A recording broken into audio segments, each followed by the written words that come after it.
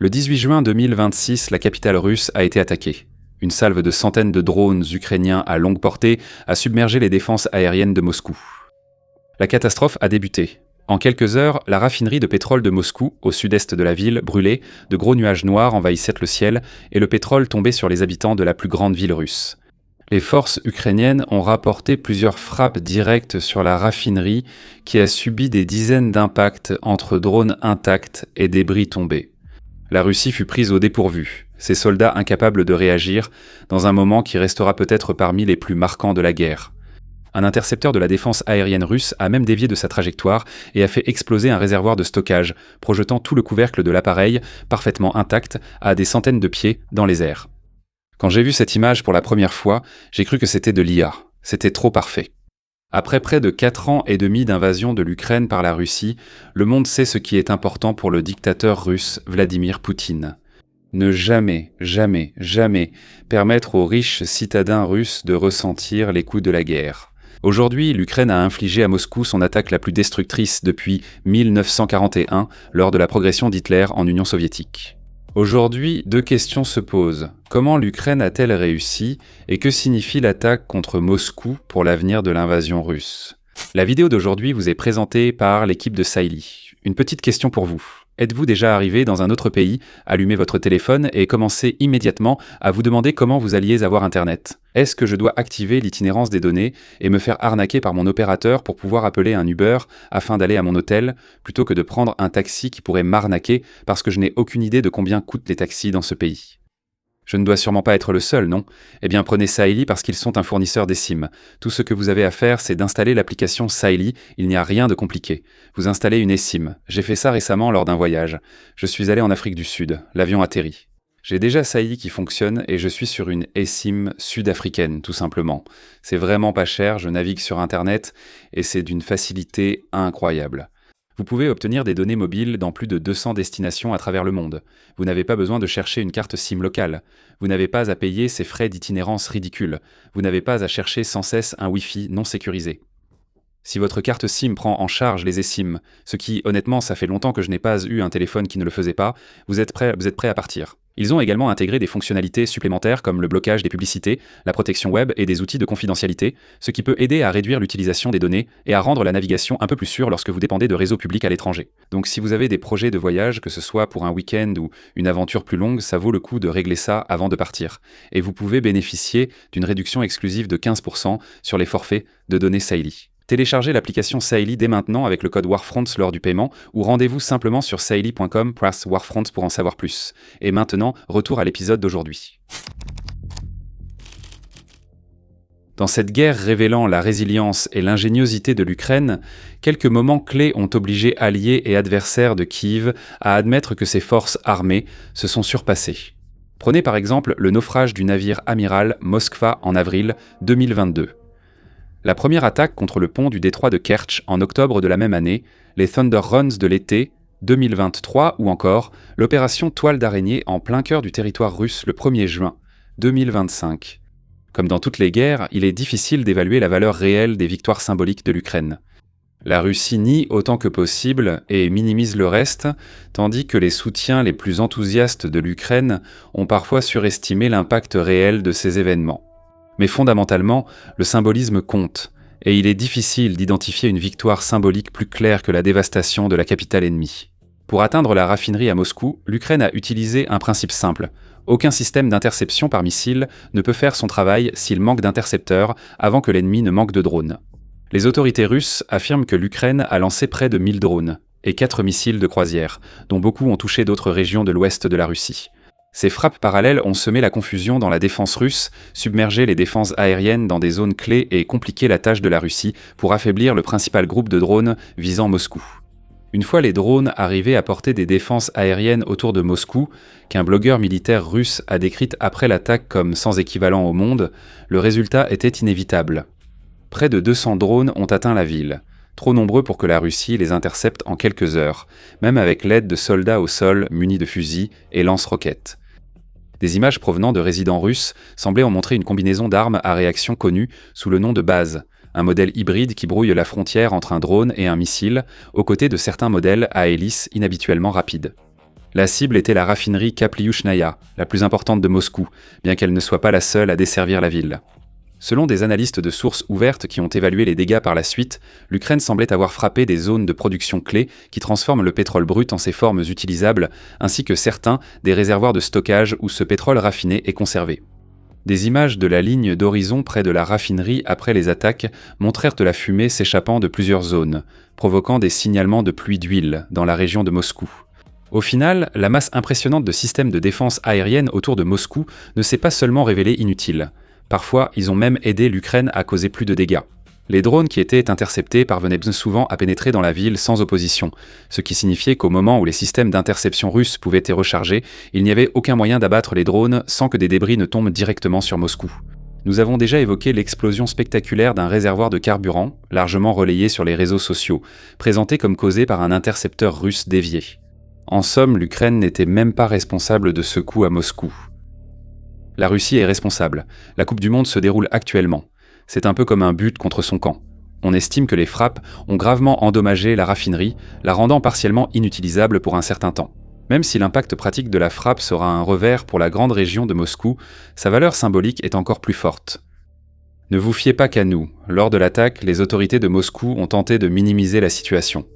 Cela incluait le moment où ils ont délibérément refusé d'activer les sirènes d'alerte aérienne, même si ces sirènes auraient permis d'avertir les civils ordinaires du danger et leur auraient en donné le temps de se mettre à l'abri. Cette décision fait écho à celle des autorités russes à Saint-Pétersbourg il y a quelques semaines, lorsque l'Ukraine a frappé la ville lors d'un événement international très médiatisé. La logique semblait similaire dans les deux cas. Si la Russie ne déclenche pas les sirènes, les gens ne verront peut-être pas que la ville est bombardée. Une fois que des gouttelettes d'huile ont commencé à tomber du ciel, les autorités russes ont de nouveau essayé de ménager la chèvre et le chou, avertissant que les enfants et les personnes âgées devaient en quitter la zone de toute urgence tout en niant dans le même communiqué qu'il y avait la moindre pluie d'huile. Ensuite, les commentateurs et influenceurs russes ont cherché à détourner la faute des frappes sur les migrants ayant filmé et publié les dégâts, affirmant que le vrai scandale n'était pas que Moscou ait été touché, mais que ces étrangers aient osé en parler. Les autorités russes ont interdit la diffusion d'images ou vidéos des frappes ou de leurs conséquences, mais rétrospectivement, cela n'a pas été très utile. Les médias russes n'ont pas mentionné les frappes. De nombreux médias d'État ont ignoré l'attaque, et celui qui l'a évoqué s'est limité à lire un communiqué officiel avant de passer à un sujet plus confortable. Malgré les efforts de leurs dirigeants, les moscovites ont compris le message. C'est devenu un cliché ces derniers temps de voir des citoyens russes publier des vidéos en larmes sur les difficultés soudaines qu'ils rencontrent dans leur vie à cause de la guerre en cours. Mais dire que les réseaux sociaux russes ont été inondés de ces vidéos après coup est un euphémisme. Les prix du carburant ont commencé à grimper en quelques heures, générant encore plus de photos et de discussions. Les partisans radicaux de la guerre ont aussi participé, détaillant les nombreuses erreurs de la défense aérienne russe qui ont permis le succès ukrainien. Nous allons citer le blogueur militaire russe mentionné plus tôt, qui évoquait l'excellence supposée des défenses aériennes de Moscou. Ce blogueur militaire appelé Fighter Bomber a déclaré « Peu importe combien de millions de cibles vos défenses ont abattues si l'installation protégée est touchée. S'ils peuvent atteindre de façon fiable une cible d'intérêt à Moscou, ils peuvent atteindre n'importe quelle autre cible dans le pays avec bien moins d'efforts. » Fin de citation. Nous allons bientôt analyser l'impact de l'attaque à Moscou sur l'effort de guerre russe. Mais d'abord, une courte pause pour présenter notre site réservé aux abonnés. Front.co est notre plateforme pour les histoires que nous ne pouvons pas traiter ici, permettant d'aller plus en profondeur qu'avec YouTube. Chaque semaine, nous publions 2 vidéos exclusives, 2 articles d'experts et 1 ou 2 podcasts sur les principaux sujets de conflit et d'actualité géopolitique. Notre couverture porte souvent sur l'invasion russe de l'Ukraine, mais aussi sur l'Iran, le Soudan, le Sahel, l'Europe et d'autres régions. Sans oublier les conflits mineurs souvent ignorés. Récemment, nous avons publié un article de l'expert Yakov Yanovski sur la campagne de frappe à longue portée de l'Ukraine.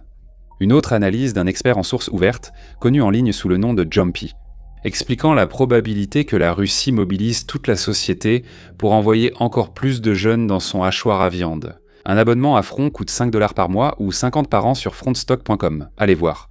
Maintenant, reprenons l'histoire d'aujourd'hui. Une guerre en mutation. Quelques jours après la frappe ukrainienne sur Moscou, il est déjà clair que cette attaque marquera un tournant dans la guerre. Les stratèges militaires russes ont sans doute compris en privé que cette attaque aurait pu être bien pire. Vladimir Poutine n'était pas à Moscou à ce moment-là. Et même si la libre circulation des drones ukrainiens au-dessus de la ville indiquerait qu'ils auraient pu frapper, par exemple le Kremlin ou la Douma d'État directement, ils ne l'ont pas fait. Mais c'est une maigre consolation pour Moscou à un moment où la Russie souffrait déjà, selon les rapports, d'une pénurie d'intercepteurs de défense aérienne et ne dispose que d'un nombre limité de systèmes de défense aérienne à travers un vaste territoire occidental. Pour l'Ukraine, ces frappes confirment que l'arsenal de drones de Kyiv et ses investissements dans la frappe longue portée portent leurs fruits. Après avoir eu presque le monopole des frappes à longue portée en début de guerre, la Russie a utilisé ses capacités pour frapper sans relâche les villes ukrainiennes et les infrastructures énergétiques civiles. Kyiv a désormais créé un facteur d'équilibre, infligeant à la Russie les mêmes dévastations que la Russie a infligées à l'Ukraine pendant des années. Selon le président ukrainien Volodymyr Zelensky, ces frappes répondaient à une attaque russe contre un monastère historique à Kyiv quelques jours plus tôt, que la Russie nie avoir visé intentionnellement. Il faut noter que la Russie a visé le monastère lors d'une attaque apparemment délibérée, malgré ses dénégations. Il est surtout important de noter qu'une frappe russe sur Kyiv peut désormais entraîner une riposte ukrainienne plus forte contre Moscou. Ce n'était pas non plus un simple coup de chance. L'Ukraine avait déjà ciblé cette raffinerie 2 jours plus tôt lors d'une attaque plus modeste, d'abord perçue comme symbolique, mais qui paraît désormais avoir servi de test. Bien sûr, malgré l'énorme coup porté à l'ego de la Russie, le pays reste une puissance militaire capable de réajuster ses défenses aériennes en conséquence. Il est déjà évident que la Russie essaie de réajuster tout ce qu'elle peut pour s'assurer qu'une autre frappe de cette ampleur contre la Russie ne soit pas possible. Certaines de ces modifications n'ont pas été très bien accueillies. L'armée russe aurait déployé des équipes mobiles de 2 hommes dans toute la ville, les installant sur des grues civiles et des nacelles élévatrices. Mais selon les blogueurs militaires et les habitants russes ordinaires, ces équipes sont décevantes. Nous pourrions mentionner de nombreuses citations marquantes, mais citons l'expatrié russe Dmitri Smirnov qui résume l'ambiance sur X. Un parent de Moscou a écrit qu'ils ont installé une tourelle avec une mitrailleuse de drones sur leur immeuble. 2 soldats sans nourriture, sans eau ni toilette, mendient tout auprès des habitants, boivent, défèquent dans les escaliers et se battent. Selon le développeur russe de drones, Alexei Tchadaïev, écrivant sur Telegram, ces équipes mobiles de tir ont tendance à, je cite, « dormir ou même boire à leur poste ». Et ils ne savent pas utiliser correctement leur équipement et ne sont pas très doués pour abattre les drones, même lorsqu'ils sont à portée. Ces équipes sont recrutées dans la région de Moscou, mais sont principalement composées de personnes qui ont simplement besoin d'argent en ce moment, à qui l'on donne ensuite une formation minimale et qu'on charge de rester vigilantes pendant des gardes de 12 heures. Aussi embarrassante soit ces équipes mobiles de tir, pour l'armée russe, la principale menace pour l'effort de guerre vient d'ailleurs. Selon un large éventail de sources liées à l'armée russe, ainsi que des analystes de sources ouvertes, la Russie semble repositionner des systèmes de défense aérienne provenant d'autres régions du pays afin que ces systèmes puissent contribuer à prévenir une future attaque contre Moscou. Cette décision est logique. Moscou doit être protégé et les défenses aériennes actuelles étant insuffisantes, la Russie en ajoute. La Russie ne dispose évidemment pas d'un nombre illimité de systèmes de défense aérienne, donc ceux redéployés proviennent d'autres endroits. Et à ce stade de la guerre, la plupart des systèmes de défense aérienne disponibles de la Russie protègent déjà des cibles importantes. Une grande partie d'entre eux sont positionnés plus près des lignes de front, où ils se trouvent à portée d'une variété encore plus large de modèles de drones ukrainiens. Le chercheur en défense Michael Bernard a expliqué « Cela aura des conséquences très négatives pour la Russie ailleurs ». La Crimée occupée n'a presque pas de défense aérienne, sauf quelques mitrailleuses improvisées sur des camions escortant les citernes. Le dimanche 21 juin, l'Ukraine a frappé des terminaux de carburant, des ferries et des cibles clés en Crimée, dont des stations radars du système de défense aérienne S-400 russe. Lundi, l'Ukraine a frappé une usine clé à Voronej, où la Russie fabrique des puces semi-conductrices essentielles aux missiles guidés. Mardi, l'Ukraine a attaqué un pont ferroviaire clé et une centrale électrique alimentant environ la moitié du territoire de la Crimée. La Russie devrait accorder la plus haute priorité à ces cibles. Leur vulnérabilité face aux frappes ukrainiennes répétées montre la gravité de la situation de sa défense aérienne. Retirer ces systèmes restants de ces zones protège la Russie contre la portée symbolique extrêmement dommageable de frappes sur Moscou. Mais en échange, la Russie expose des endroits bien plus importants pour l'effort de guerre. Les partisans de la ligne, dure en Russie bien sûr, poussent leur pays à répondre à la situation par une force de représailles écrasante. Le ministre des Affaires étrangères, Sergueï Lavrov, a annoncé que le pays mènerait bientôt des frappes massives régulières, tout en passant sous silence l'échec de la Russie à infléchir la guerre malgré ses bombardements fréquents des centres urbains ukrainiens. D'autres voix influentes ont soutenu une idée récemment évoquée sur cette chaîne, que la Russie cesse de ménager ses coups, et, selon le mille-blogueur Roman Huneman, lance une vraie guerre contre l'Ukraine. C'est encore une perception largement répandue à travers la Russie que Moscou se retient volontairement. Huneman explique que croire en une riposte dévastatrice immédiate de la Russie est un mythe commode, mais que nous ne le faisons pas par simple noblesse ni pour d'autres raisons invoquées par notre direction.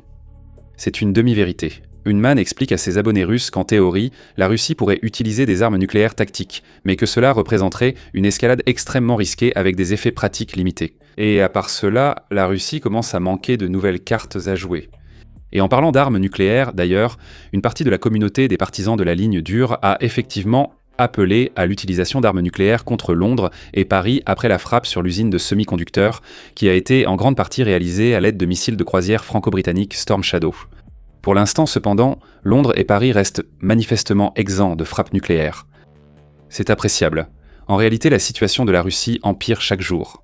L'Ukraine frappe Moscou avec des centaines de drones longue portée, certains à réaction, proches de missiles de croisière plutôt que des Shahed. Bientôt, l'Ukraine fabriquera assez de missiles de croisière longue portée locaux, comme le Flamingo, pour remplacer les drones, plus simples à intercepter, lors des prochaines frappes. Pire, l'Ukraine a compris qu'elle peut exploiter la logique et les peurs du commandement russe, où des frappes symboliques comme les récentes attaques contre Moscou étaient jugées impensables. Nous insistons sur le symbolisme dans cet épisode, car la direction russe a souvent montré privilégier le symbolisme à la réalité militaire pendant cette guerre. L'Ukraine a trouvé la formule pour manipuler cet instinct il y a des années. Montrer que Kiev peut viser une cible symbolique, attendre que la Russie se concentre sur sa défense, puis attaquer les cibles militaires importantes laissées vulnérables. L'Ukraine applique aujourd'hui cette méthode au pont du détroit de Kertch vers la Crimée. Elle a menacé d'utiliser le carburant d'un navire-citerne comme une bombe géante contre le pont si la Russie tente de le traverser avec un tel navire. Au lieu de frapper le pont, l'Ukraine a laissé la Russie paniquer et a profité de cette panique pour détruire les autres liens entre la Crimée et les territoires contrôlés par la Russie. Elle a détruit les autoroutes à travers le Donbass, les ponts que la Russie a construits ces dernières années, les ponts flottants que la Russie a déployés ces dernières semaines, les ferries qui transportent du carburant depuis la Russie continentale et bien plus encore. La Russie doit désormais transporter du carburant par le pont du détroit de Kertch, ayant rendu les autres accès vulnérables, ce dont l'Ukraine a profité. Après la semaine dernière, l'Ukraine a l'opportunité d'utiliser la capitale russe pour forcer la Russie à retomber dans ce même cycle. L'Ukraine a prouvé qu'elle pouvait mener des frappes extrêmement dommageables contre Moscou, et maintenant la Russie doit protéger son atout symbolique suprême, la ville resplendissante qui représente l'empire russe moderne de Poutine. Mais en déplaçant ses forces pour protéger Moscou, la Russie expose toutes les autres cibles qui assurent réellement la sécurité de Moscou. Les lignes de front dans l'est de l'Ukraine, l'infrastructure logistique qui permet à l'invasion de se poursuivre, et l'immense complexe militaro-industriel qui soutient l'armée russe. L'Ukraine utilise des armes plus performantes pour attaquer des cibles faiblement défendues, les défenses aériennes étant concentrées à Moscou. Et si la Russie commence à réaliser son erreur, alors l'Ukraine menace à nouveau Moscou, de sorte que tous les pires instincts stratégiques de la Russie reprennent le dessus. Il est évident qu'une nation défend sa capitale, mais quand Poutine a lancé son invasion en 2022, nul n'imaginait que l'Ukraine puisse attaquer Moscou ainsi. Aujourd'hui, il est peu probable que la Russie ait encore une voie vers la victoire en Ukraine, mais il n'y a aucun moyen de provoquer une percée si la Russie ne peut pas supporter la douleur des frappes continues sur Moscou. Si elle retire son armée du front, la Russie ne peut pas gagner. Si elle fait quoi que ce soit d'autre, elle ne peut pas protéger Moscou. C'est une impasse, et entièrement créée par Poutine lui-même. Merci d'avoir regardé.